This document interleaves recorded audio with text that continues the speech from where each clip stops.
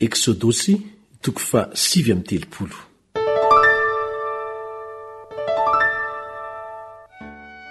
Ny nanaovana ny fitafian'ny mpisorona.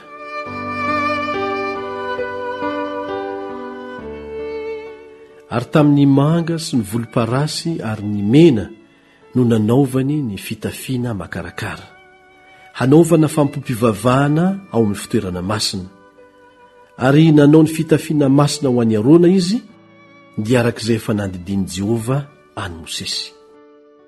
Ary nanao ny efoda tamin'ny volamena sy manga sy volomparasy sy mena ary rongony fotsy madinika voasina izy.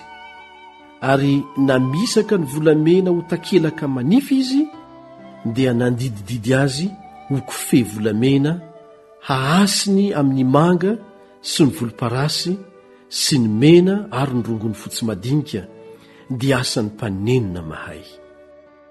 Ary nataony soroka roa avy amin'ny sisiny roa ampikambanana azy.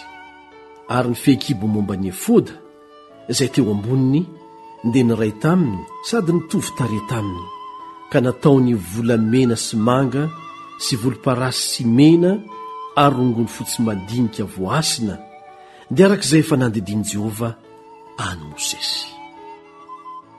Ary ny vato berila nasiany randram-bolamena manodidina, ary dia misoratany tahaky ny fanoratana fanomboakase araky ny anaran'ny fireneny zanak'Israely. Ary nataony teo amin'ny soroky ny efoda ny vato ho vato fahatserovana ho an'ny zanak'Israely, dia arak'izay efa nandidiny Jehova any Mosesy. Ary nanao ny sarotratra tamin'ny asan'ny mpanenina mahay izy, tahaka ny nanaovana ny efoda, dia volamena sy manga sy volomparasy sy mena ary rongony fotsy madinika voasina. Ary efa joro miforotra roa no nanaovany sarotratra, ary irain'izay avy ny lafiny efatra sady miforotra roa izy. Ary nasiany vato nalatsaka an-tranotranony izy, dia vato efatra andalana. Ny andalana voalohany dia karnelia sy topaza ary emeralda. Ary ny andalana faharoa dia robina sy safira ary onyxa. Ary ny andalana fahatelo dia opala sy agata ary ametista. Ary ny andalana fahaefatra dia krisolita sy berila ary jaspi. Ary nasiany randram-bolamena manodidina ny fitoerany avy. Ary ny vato dia nalahatra araky ny anaran'ny fireneny zanak'Israely, dia 12 araky ny anarany. Ary nisy soratra toy ny amin'ny fanomboakase ho an'ny firenena 12 araka ny anarany avy. Ary nanao olam-bolamena tsara mifanolana toy ny tady ho eo amin'ny sarotratra izy. Ary nanao randram-bolamena roa sy vavavolamena roa izy, ary ny vavavola dia nataony teo amin'ny zorony roa ambony amin'ny sarotratra. Ary ny tady volamena roa dia nataony teo amin'ny vavavola roa izay amin'ny zorony roa ambany amin'ny sarotratra. Ary ny laniny tady roa dia nataony teo amin'ny randram-bolamena roa, dia nataony teo amin'ny soroky ny efoda ny loana.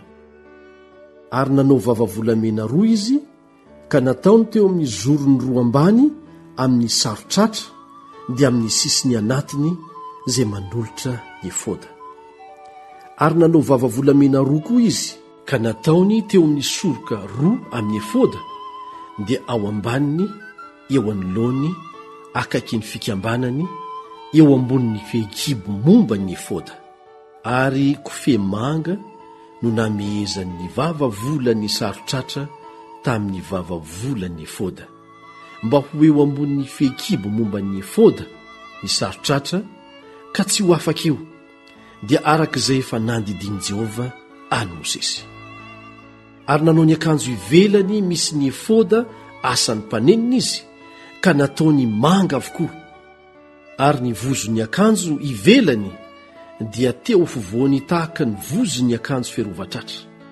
Ary ny sisiny manodidina ny vozony mba tsy hahatritra azy. Ary teo amin'ny morotongotry ny akanjo ivelany dia nasiany sary namponga ben-danitra manga sy volomparasy sy mena voasina. Ary nanao fahamohamandry volamena tsara izy. Ary ny fahamohamandry dia nataony teo anelanelan'ny amponga ben-danitra tamin'ny morotongotra ny akanjo ivelany manodidina dia teo anelanelan'ny amponga ben-danitra. Dia ny fahamohamandry sy ny sarin'amponga ben-danitra mifanelanelana manodidina eo amin'ny morotongotra ny akanjo ivelany. Hoentiny manao ny fanompompivavahana dia arak'izay efa nandidiny Jehovah any Mosesy. Ary ny akanjo lava nataony rongony fotsy madinika, asany mpanenina ho an'ny Arona sy ny zanany.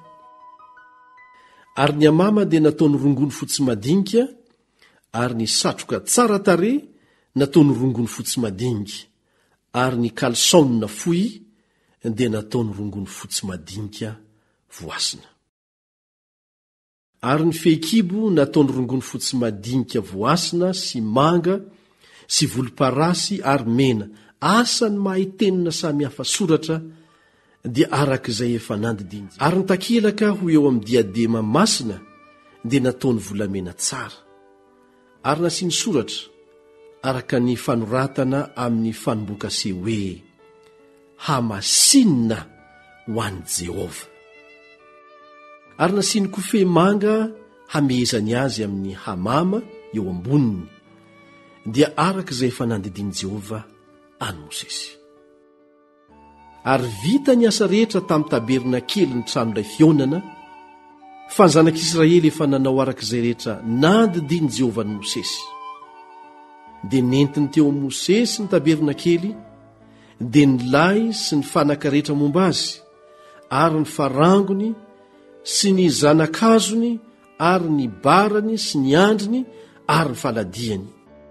Ary ny firakotra hoditr'ondrilahy efa nomenaina sy ny sarona hodi-takasy, ary ny efitra lamba fanakonana, ary ny fiaran'ny vavolombelona sy ny baoany, ary ny rakotra fanaovam-panavotana, ary ny latabatra sy ny fanaka rehetra momba azy, ary ny mofo aseho, ary ny fanaovan-jiro tsara sy ny lela fanaovan-jiro, dia ny lela fanaovan-jiro alahatra sy ny fanaka rehetra momba azy, ary ny diloilo atao fanazavana, ary ny alitara volamena sy ny diloilo fanosorana sy ny didikazo manopofina, ary ny varavarana lamba ho eo amin'ny varavaran'ny tranolay, ary ny alitara varahana sy makarakara varahana ho eo aminy, ary ny baony sy ny fanaka rehetra momba azy, ary ny tavy sy ny faladiany, ary ny fefy lamba ny kianja sy ny tsangatsangany sy ny faladiany, ary ny vavahady lamba